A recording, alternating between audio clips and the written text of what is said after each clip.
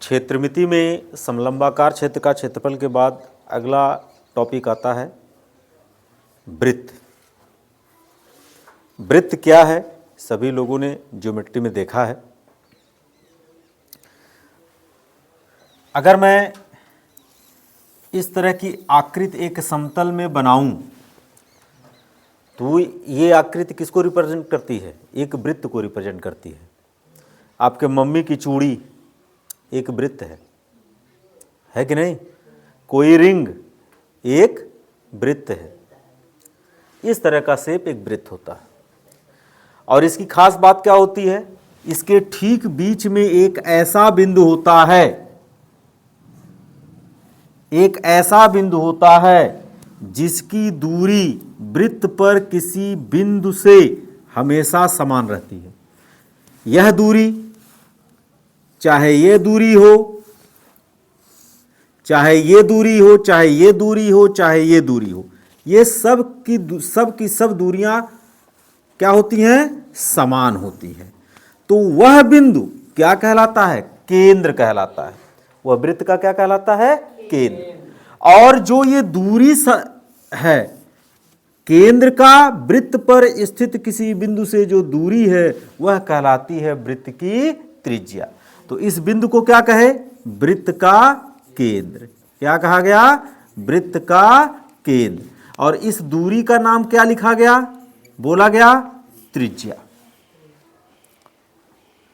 ठीक है। अब आगे आपको यह बताया गया था कि अगर किसी वृत्त में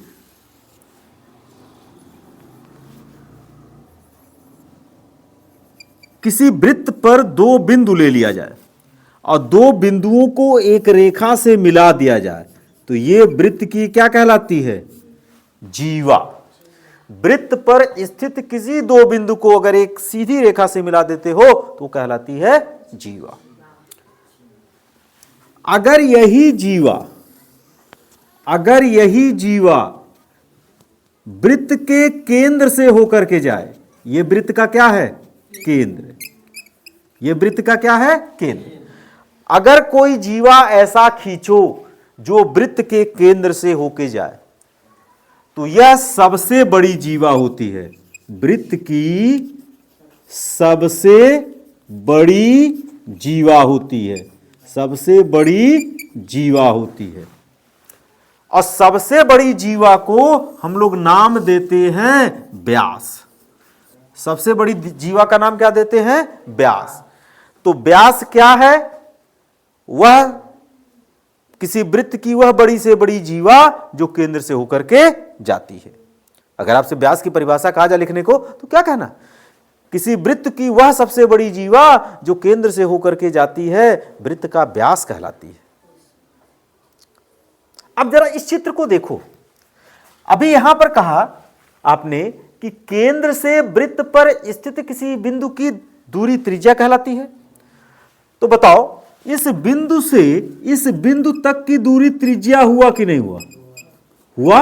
और इस बिंदु से इस बिंदु की दूरी त्रिज्या हुआ कि नहीं हुआ? तो अगर मैं कहूं कि व्यास बराबर क्या है? त्रिज्या धन त्रिज्या। इस त्रिज्या को इस त्रिज्या में जोड़ दो, इस त्रिज्या को इस त्रिज्या में क्या कर दो? जोड़ दो। तो ये त्रिज्या धन त्रिज्या कितना हो जाएगा? 2 गुणे त्रिज्या। तो इसका मतलब व्यास और त्रिज्या में क्या संबंध बना?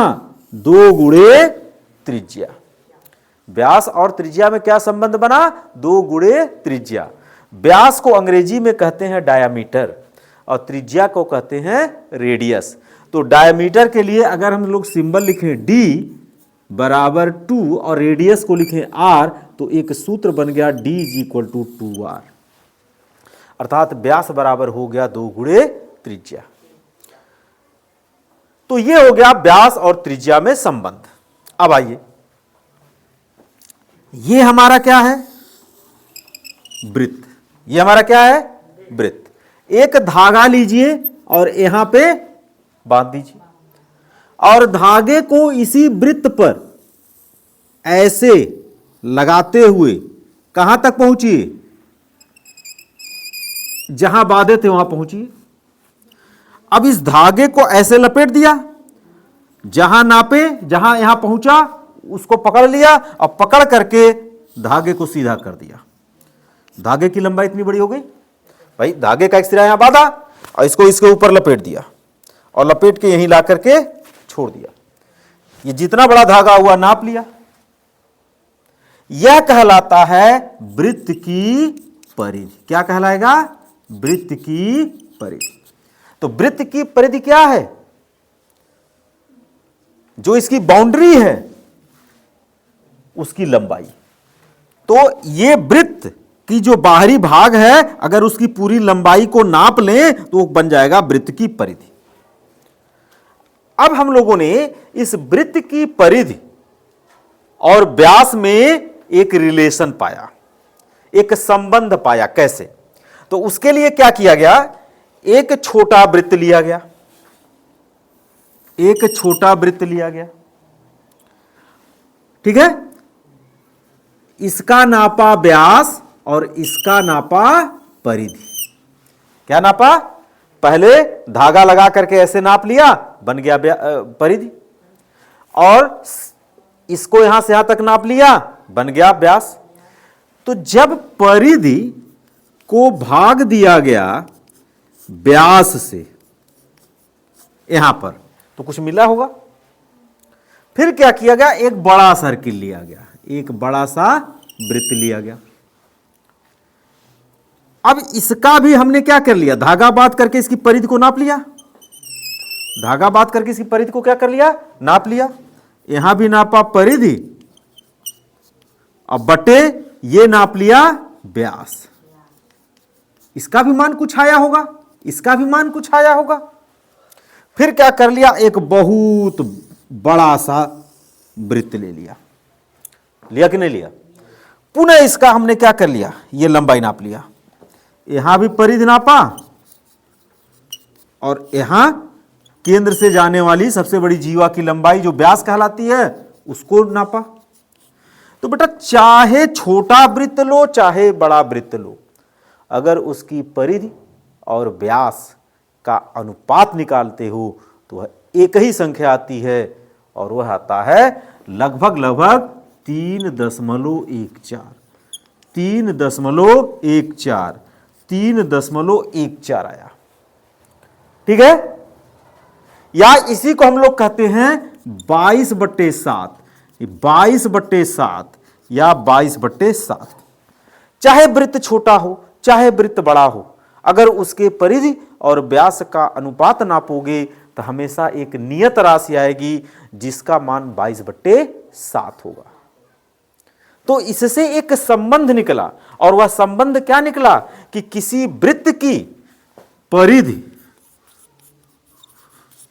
और व्यास का अनुपात सदैव नियतांक होता है, और यह नियतांक किसके बराबर होता है, यह नियतांक किसके बराबर होता है, 22/7 के बराबर।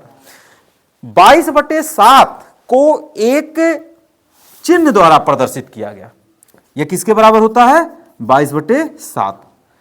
अब 22/7 को एक चिन्ह द्वारा प्रदर्शित किया गया पाई। इसको क्या पढ़ते हैं, पाई, इसको पढ़ते हैं पाई।